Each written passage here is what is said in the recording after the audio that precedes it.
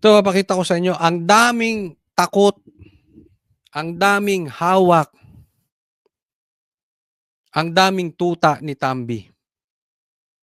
Ito po, post po sa Facebook page ni Rob Rances. Akalain mo yun? Lamang pa sa survey. Nangunguna si Marcos. Would you believe that? Pumapangalawa pa yung si Tambi. Sa kaliwat kanan, na di umano'y siya ang tinuturong mastermind dito sa Bulilyaso sa flood control projects. Lamang pa sa survey. Si Marcos 71%. Si Tambi 63.5%. Naniniwala kayo, lamang pa siya kay BP Sara, 57% lang. Kaya nga ang tanong ni Rob Rances, kulang yan. Ganito dapat. 71 trillion ba to o lagpas pa to ng trillion? Romualdez, 63,500 trillion. Daming zero, hindi ko na nga alam kung paano babasahin eh. Diba? Ano ba yan? Percent? O yung laki ng ninakaw nyo? Yan ang punto dito ni Rob Rances. Para sa akin, yan ang punto niya. Trust approval ratings? Pilipino, naniniwala 63.5%. Naman. Ngayon, nakikita nyo na how powerful Tambi. Lantaran na yung panloloko sa Pilipinas. Lantaran na yung pagnanakaw, di umano at korupsyong ginawa sa Pilipinas. At hindi lang po yun. Yung insertions pa lang na ginawa nila ni Saldico. Obvious na obvious, kitang-kita na. Hindi pa dyan nakapokus si Tito Soto. Tapos pati survey hawak niya. Tapos si Marcos hindi niya kayang patanggal si Tambi. Ang pinalitan niya Senate President. You see? Kaya tama eh. Kaya tama si Kiko Barsaga. Ang presidente po natin hindi si Marcos. Si Tambi. Ano mangyayari sa Pilipinas pagka ganyan? Ganyan po. Hindi pa po presidente yan. Baka mamaya, kung sakali may masamang mangyari kay BP Sara at siya ang maging presidente ng Pilipinas, ako hindi malayong mangyari na tayo ay maging North Korea. Hindi malayong mangyari na si Romualdez, si Tambi ay hindi nabababa bilang presidente. Hanggang buhay yan, presidente yan. Kasi ngayon pa lang nawala ng tiwala ang taong bayan sa kanya. Ayaw pang tumigil ng laban. What if siya pa ay nasa kapangyarihan? Ngayon na nga lang, kumakaasta parang presidente. Speaker lang yan Ilan lang ang boto niyan? Niwala sa 1/4 ng boto ni BP Sara. Paano kung nasa kapangyarihan na yan maging presidente? Pustahan tayo, hindi na bababayan. Hanggang magka-cancer yan, hanggang mamatay yan. Yan ang magiging presidente natin. Wag naman sana. Wag naman sana mangyari yan sa bansang Pilipinas. Next topic po tayo. Pag-usapan naman natin, ito si John Vic, magnanakaw ng asawa. Ay, magnanakaw ng asawa. Sorry po. Magnanakaw ng crush. Oy, hindi. Magnanakaw ng programa. Tingnan po natin. Ito si John Vic Remulla. Isang tawag mula sa 911 mula sa isang bangko sa Quezon City ang naging susi sa pagkakaaresto ng 11 suspect sa pagdukot sa isang 78 anyos na Filipino-Chinese na negosyante. Ayon kay Interior Secretary John Vic Remulla, grabe no, Filipino-Chinese. Kailangan maidiin nila yung may dugong Chinese. Halos lahat naman ng Pilipino ata may dugong Chinese Pambihira Niloloko tayo naman ito. Sige, yung 911. nitong Biyernes. Ayon kay Remulla, agad na tumawag ang mga tauhan ng bangko sa Philippine National Police matapos mapansin ang kahinahinalang sitwasyon. Kita mo, 911. Alam naman natin, di ba, ito yung pinagmamalaki at tinutulak ni Torre. So, ninakawan niya na ng posisyon si Torre, na masaya naman tayong lahat. Pero, akita natin yung talagang lakas ng Remulla sa Bongbong Marcos. Kasi wala silang utang na loob. Di ba?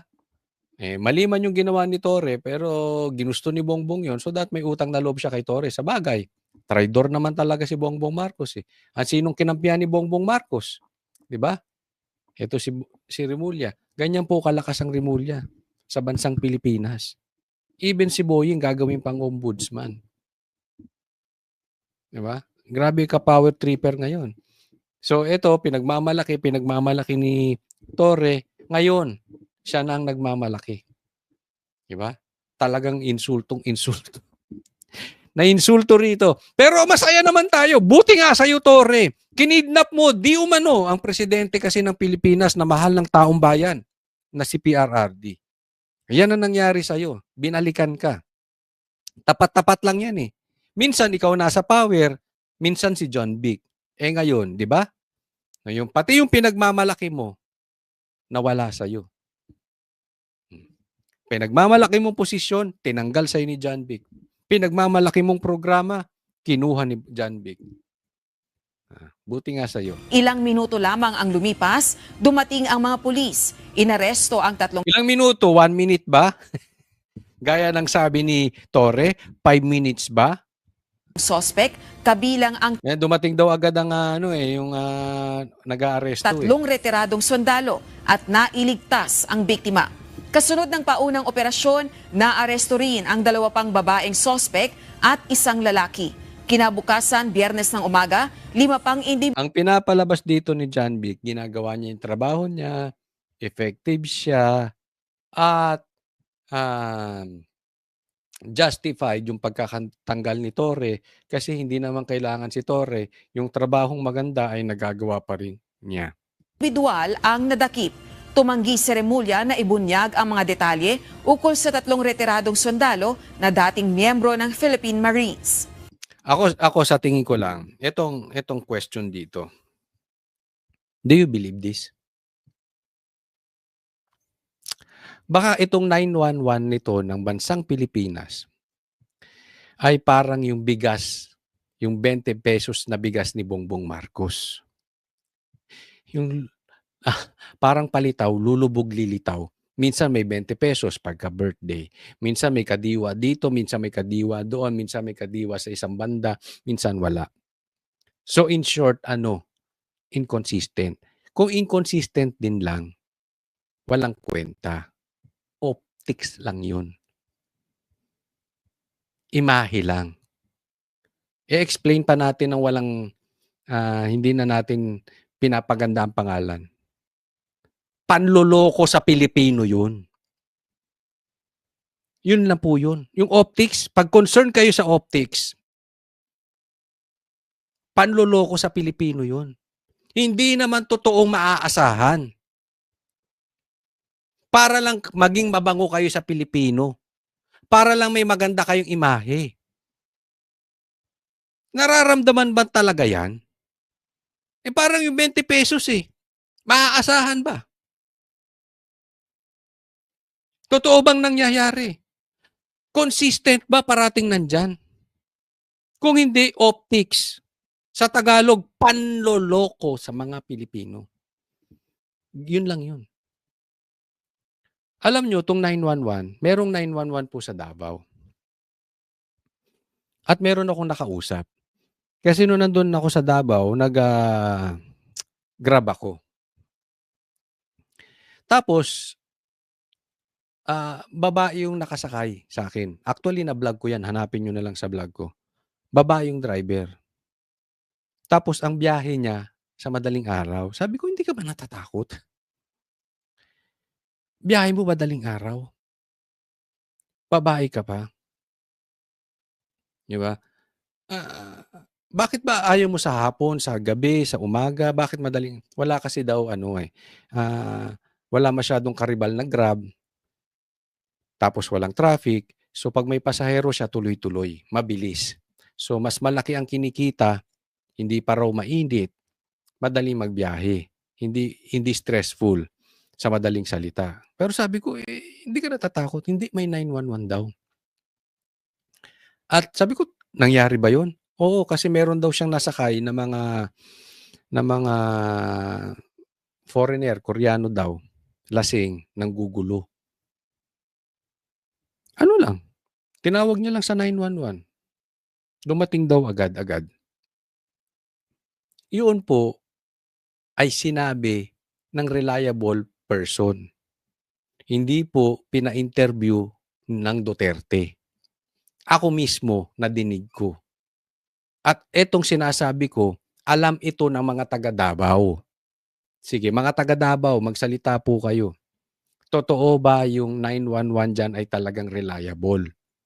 Sa madaling salita, consistent laging nandiyan diyan. Itong 911 naman kasi sa ibang lugar sa Pilipinas, hindi naman talaga 'yan. So sana lang ito si John Vic, hindi naman niyang kasalanan kasi dati ng problema sa Pilipinas 'yan, eh. Pero 'wag niyong gamiting optics na parang naayos niyo, maganda po, maaasahan. Maaasahan si Ang Rimulya, maaasahan ng John Vic, ginagawa nila ang trabaho nila. 'Wag po, kasi kung hindi lang maaasahan, kung hindi lang parating nandiyan, kung hindi lang consistent, wala ding kuwenta 'yan. Kasi 'yan kuwento ninyo. Sana merong ibang makapag-experience na kusang loob magkuwento, 'di ba? Na ang hindi binabayaran. 'Yun po ang pinakaimportante ro'n. Okay. So ako, ang tingin ko diyan sa 911 na 'yan, parang yung 20 pesos na bigas ni Bongbong Marcos. Dalawa sa kanila ay honorably discharged, habang ang isa ay dishonorably discharged. Pinuri rin ni Remulla ang PNP Anti-Kidnapping Group sa kanilang tamang pagresponde at pagsunod sa Yan namang kidnapping, alam naman natin dati pang problema 'yan, eh, 'di ba? But anyway, pinuri mo, eh, tao mo 'yan siyempre. Parang ikaw yung si Tory din, eh, nag-boxing mag-isa, pinuri ang sarili. Yung pagpuri mo 'yan, pagbubuhat mo ng bangko mo. protocol ng Hindi ko po sinasabing mahina ang pulis, okay? Yung sistema po natin ang problema. Marami pong mga pulis na mga matitino at mababait. Kaya lang, nasisira nung mga bulok at nung mga leader na alam mo na, iskalawag. buying time upang mapilitang dalhin ng mga sospek ang biktima sa bangko na naging daan sa mabilis na aksyon ng mga otoridad.